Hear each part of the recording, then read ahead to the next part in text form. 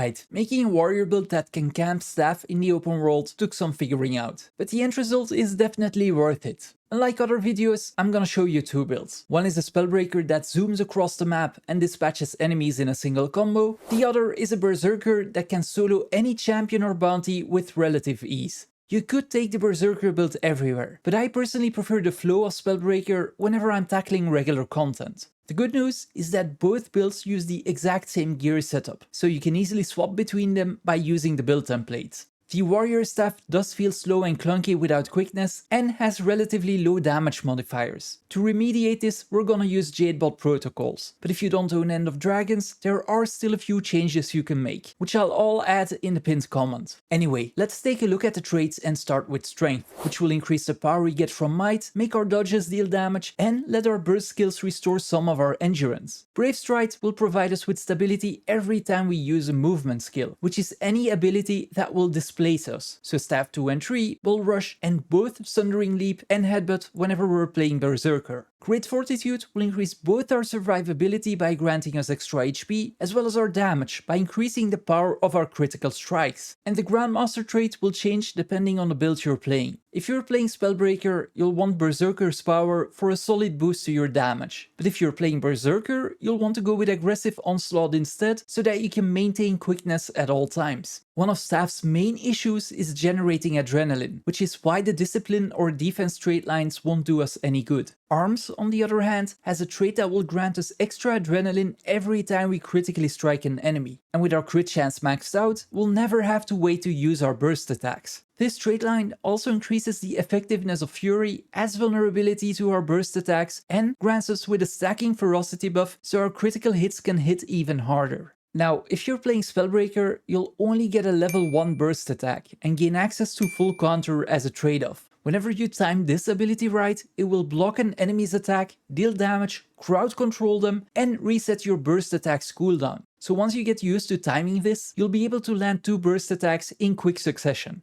Our other Spellbreaker traits will add more crowd control, the ability to strip boons, and even harder hitting critical hits, which is one of the reasons we'll be shredding through anything below champion level enemies. Whenever we do want to fight champions, I would recommend swapping over to the Berserker build. And thanks to us picking Aggressive Onslaught in the Strength trait line, we won't need to take Heat to Soul, as we practically have permanent quickness and fury already. This opens up the Blood Reaction trait, which grants us a solid bonus to ferocity and thus even harder hitting critical strikes. Berserkers are speed demons, so you'll also be hitting faster and harder, especially thanks to the Grandmaster trait, and running faster. This makes for incredibly intoxicating gameplay, and once you get used to using your staff skills, you can ignore almost all incoming damage. Both builds will use a different set of utility skills. For the Spellbreaker, I prefer a rather passive approach with Signets, Bull Rush for mobility, and Shake It Off to break stuns and cleanse conditions. While for the Berserker build, we'll be using Blood Reckoning, which not only heals us up front, but also for a percentage of outgoing damage, fills our adrenaline, increases our Berserk duration, and resets our burst attack's cooldown. So you could basically use this both as an offensive and a defensive ability. We will keep Bull Rush, which provides us with quickness and stability thanks to the Strength trait line, but replace the Signets with Sundering Leap and Wild Blow. Both of these will also extend the duration of Berserk on top of the other bonuses they provide. Our elite skill is Headbutt, which stuns and is considered a movement skill, but also instantly fills up our adrenaline so that we can go Berserk as soon as combat starts.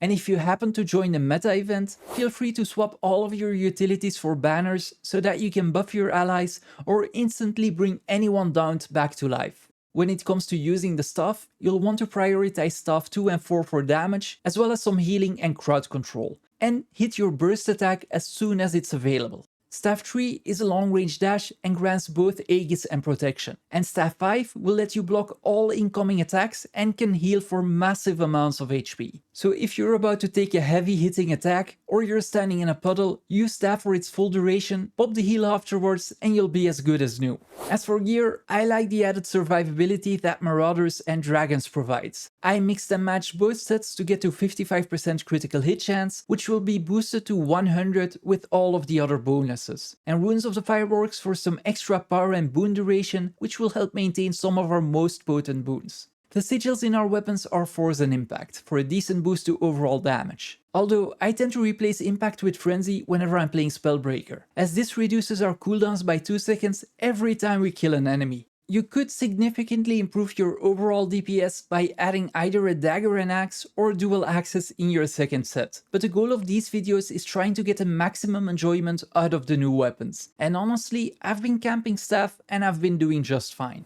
As for the relics, I like bringing speed when playing Spellbreaker to move around faster, and Midnight King for Berserker so that I can maintain maximum stacks of might and fury at all times. And that's basically it. Comments and questions down below or on Discord, and like and subscribe before you go.